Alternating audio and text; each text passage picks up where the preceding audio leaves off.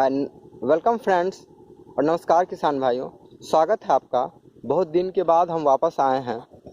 तो हालांकि मेरे यहाँ काम चल रहा था, अभी भी छोटे छोटे स्तर पे काम थोड़ा स्लो था, बट हम बहुत दिन से वीडियो कवर नहीं कर पा रहे थे और कुछ चीज़ों को हमने स्टॉप किया था। तो उसके संबंध में आज थोड़ी सी हम बात करेंगे और आज थोड़ी सी ऑर्गेनिक खेती पे भी हमारी बात होगी, क्योंकि उसी के से मिलता जुलता संदर्भ है हमारा कि ऑर्गेनिक की जो क्या है रियलिटी, और ऑर्गेनिक खेती जब आप सोचते हैं तो क्या क्या आपको सावधानी रखनी पड़ेगी। साथ ही आज हम ये बताने वाले हैं, जो इंटेलेक्चुअल लोग हैं जो शहरों में रह रहे हैं, वो उनके दिमाग में आएगा कि भाई ऑर्गेनिक प्रोडक्ट तो हमको खाना है, लेकिन हम उसका पेमेंट नहीं देना चाहते हैं, तो क्या क्या उसके लिए परेशानी होगी।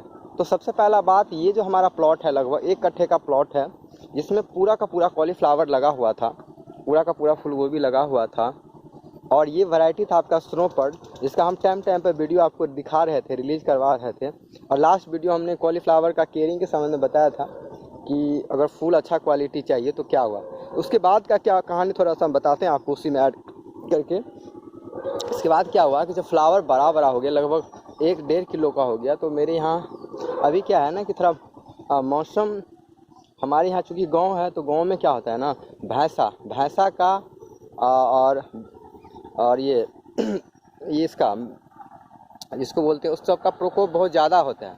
तो वो क्या करते हैं ना, अगर आपको कॉलीफ्लावर के एक खासियत हम बताते हैं, उसमें अगर सुगंध होगा ना तो वो उसको क्या होता है, अट्रैक्ट होकर उसको खा लेता है, उसको कलर उसका बहुत पसंद होता है, और इसका एक प्रॉपर स्मेल, एक सुगंध होता है, जिसके कारण क्या होगा ना कि अगर दूर भी है ना तो उसको पता चल जाता है। तो अगर आपका ऑर्गेनिक, ये सब पता है, ये सब जानने का तरीका है। अगर आप ऑर्गेनिकली चीज़ों को उगा रहे हैं तो उसका खतरा ये होता है कि उसका सुगंध लग जाता है।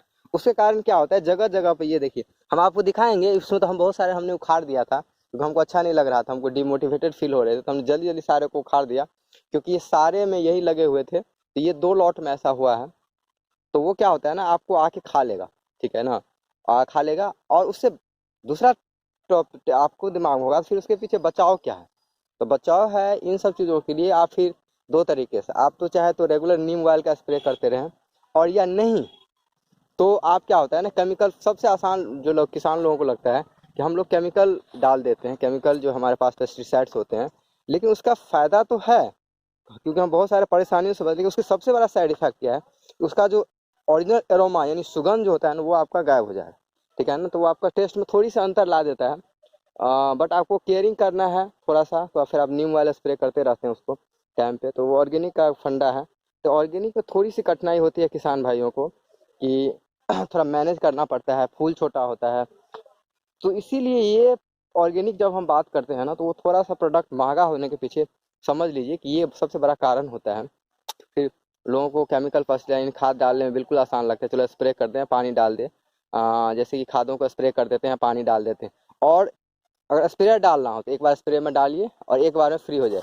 लेकिन आप ऑर्गेनिकली जैसे नीम ऑयल डालते हैं, तो आपको 10-15 दिन से ज़्यादा अगर आप गैप रखते हैं ना, तो आपको पक्का है, खासकर ये ठंड के मौसम, क्योंकि ठंड के मौसम में क्या होता है, देखिए ये इस तरह से ओस के बूंद गिरते हैं, तो इसके केमिकल को वो गिरा देते हैं, मतलब ठीक है ना, क्योंकि रेगुलर, तो इससे ये है कि आपको रेगुलर स्प्रे करना पड़ेगा, नहीं तो क्या होगा, आपका पूरा का पूरा खा जाएगा। ये देखिए, ये सब देख कैसे खा गया।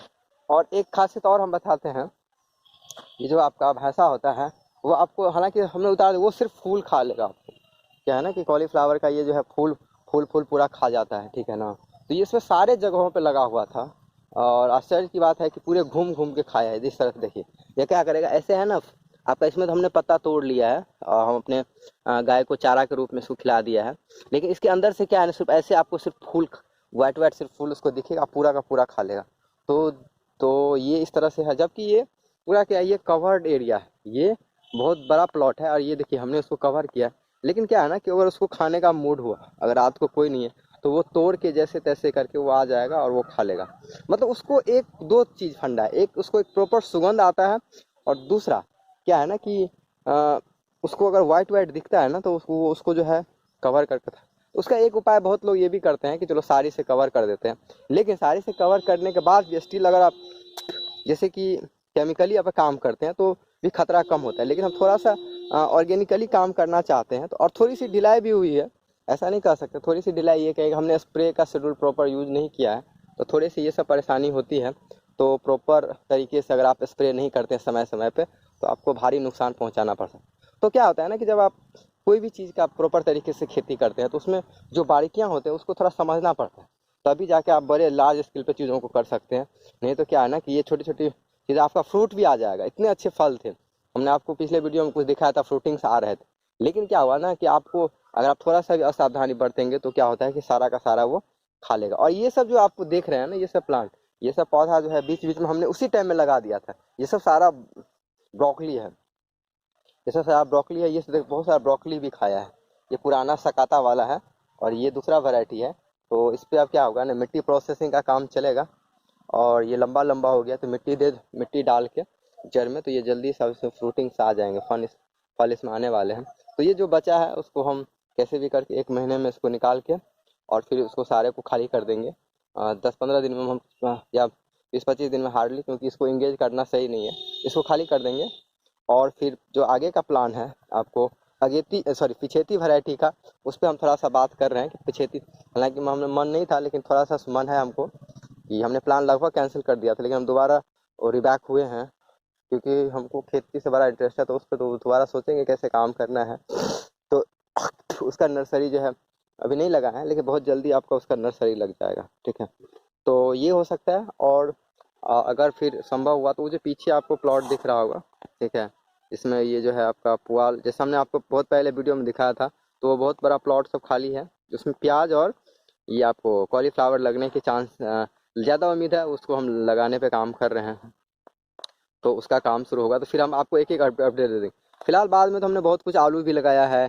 ये देखिए, हमने जो येलो कलर के कॉलीफ्लावर होते हैं इसके कुछ पौधे भी लगाए हैं। तो सॉरी हम उसका अपडेट नहीं दे पाए, क्योंकि उसका कारण हम बताए हैं आपको कि बीच में लगा पा रहे थे लेकिन आई एम नॉट मोटिवेटेड। उसको थोड़ा सा उत्साह नहीं आ रहा था कि चीज़ों को वापस कैसे करना है, बट मॉडिफाई करके हम चीज़ों को आगे बढ़े, थोड़ा केयर पे काम करेंगे, केयरफुली काम करेंगे, तो फिर से जो है एक एक अपडेट हम आपको देते रहेंगे टाइम टाइम पे।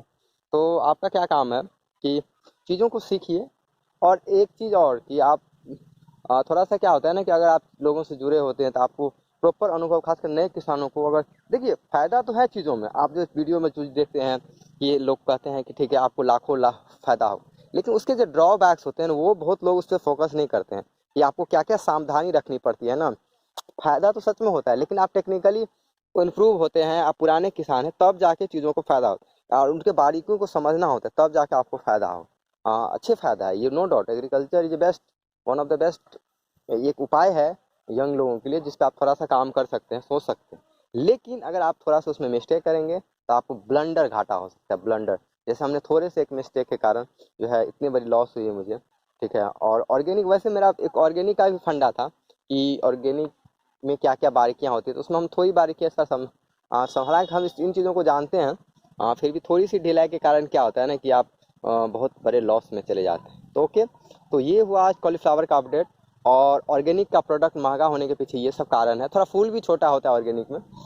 तो फिर हम इस तरह से अपडेट देते रहेंगे। तो समरी में हम आपको बता देते हैं, जैसा कि हम हर वीडियो में समरी देते हैं। तो समरी ये है कि 2-3 आप समरी, सारी चीज़ों को हम समेट के अब अंतिम में बात करना चाहते हैं। कि पहला, कि वीडियो लेट होने का जो सबसे बड़ा कारण है कि हम चूँकि जो है हमारे यहाँ बहुत सारा जो है पारा ने यानी भैंसा ने नुकसान कर दिया, इसलिए हम देखिए ये सब भी सारा खाया है, इसमें सारा ब्रोकली आ गया था। बट इसके कारण हम अभी नहीं बना पा रहे थे, बट हम बैक हुए हैं, दोबारा इसको कवर करके बनाएंगे।